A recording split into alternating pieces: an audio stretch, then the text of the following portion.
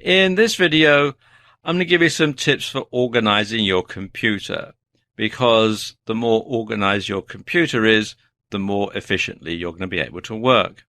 And one thing that you can do to get your computer organized is to clear your desktop of unused icons, because if you've got to hunt around on your desktop to find something, then it's going to be a lot of wasted time, and you might click on the wrong icon and you open the wrong program and you've got to shut it down again, and it's all disorganized. So getting rid of icons that you haven't used for a long time is a nice way to really speed up your work. Now, how do you do this in Windows? Well, years ago, when Windows XP was current, there used to be a neat little wizard that used to run every so often and would take note of when you last clicked on an icon, and then you could run this and it would clear it away to a folder called unused icons or something similar. But unfortunately, they did away with that with the Windows Vista upgrade. So now you have to do it manually, but it's not really a big deal.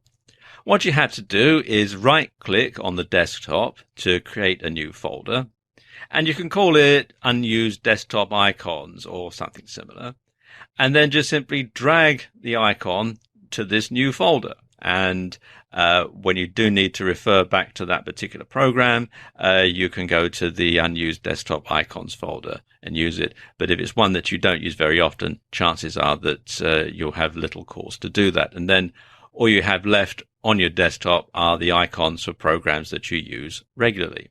On a Mac, you can remove the icons manually to a separate folder, like on Windows. Or if you're running a Mac with OS X, you open Finder, click Preferences, select the General tab, and then uncheck the checkboxes for items that you want to hide. And then next time you go to your desktop, you'll find that they're all gone. One thing that makes email much simpler and easier to read is to filter it down so that you have different folders for different types of email. And this does two things. First of all, it means you haven't got to wade through all the junk in your inbox to find the really important messages. And secondly, you can find when someone has sent you an important message, or someone who is important has sent you a message.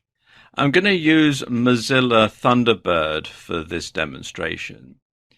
And I like Mozilla Thunderbird for several reasons. First of all, because it enables me to run filters very easily. And second of all, because I can use multiple email accounts within the same client. So it does give me a lot of flexibility. Now, to run a filter, let's just come to my inbox here. You can see I've got lots of different messages here going right the way back. And if I wanted to find a particular message from a particular sender, then it would be a lot of hassle to have to go through it one at a time. So to create a message filter, I'm going to come here to Inbox. And then on my Windows computer, I'm going to right click and have New Folder.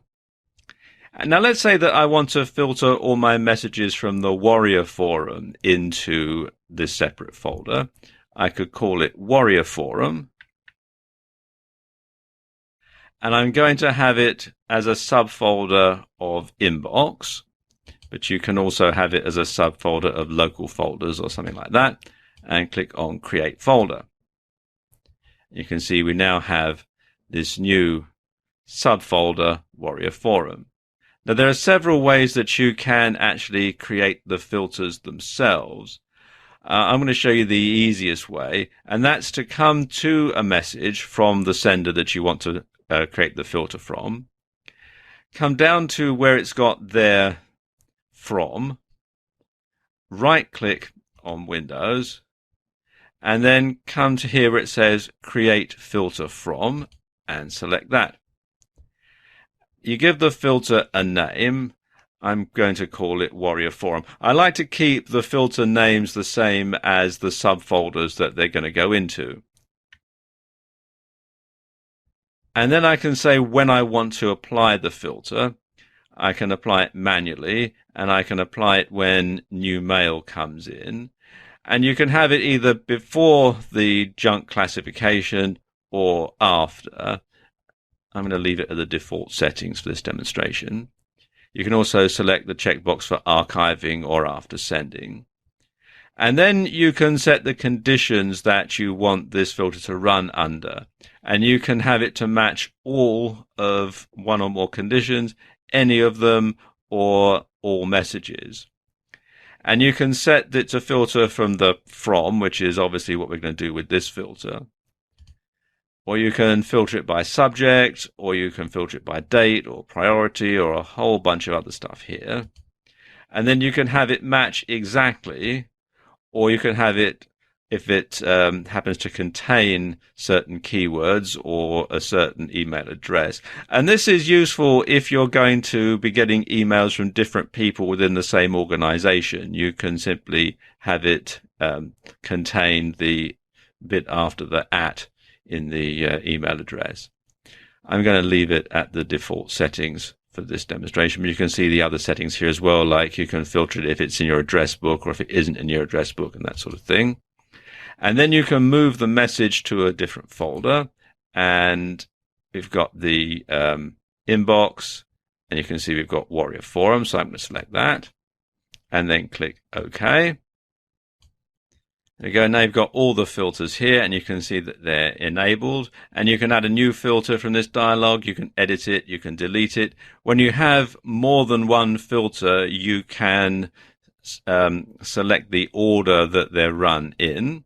So that's that. So I'm going to select that,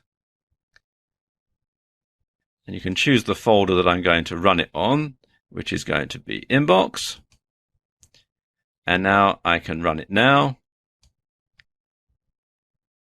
like that. And you can see, if you look up here, it's moved all of the email messages that I've got from the Warrior Forum into this particular folder. So we can now close this.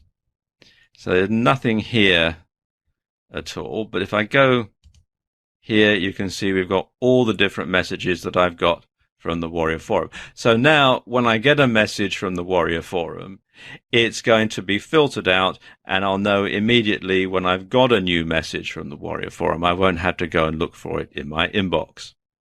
And you can apply a similar technique to organizing bookmarks in your internet browser, because again, it makes finding sites that you want to revisit that much quicker. I'm going to use Google Chrome for this demonstration, although the process is similar for other web browsers. Now in Chrome, what you do is come up here to the Customize icon and click on it. And then we come over here to Bookmarks. And you can see I've got a few bookmarks already set up here, but because this is for demonstration purposes, there aren't all that many. But if I were to use this on a regular basis, you'll probably find lots and lots of different bookmarks here. So what I'm going to do is I'm going to go here to Bookmark Manager and click on that. And then come here to Folders and click on Add Folders. And what I'm going to do is I'm going to add all my internet marketing bookmarks into one new folder. So we call this Internet Marketing. And that's done. So I can come back here to where it says Bookmarks Bar. And then what I can do is just simply drag all of these across into my new folder, like that. I can do it like that. And now, when I go to my bookmarks, you can come here, Bookmarks, you can see it's got Internet Marketing there. And then I can come down and I've got them all organized. So I don't need to wade through lots and lots of different bookmarks and scroll down to find different bookmarks. I can just simply come to it very, very easily and very straightforward. And that saves me a ton of time. So there you go. Just a few ways that you can organize your computer.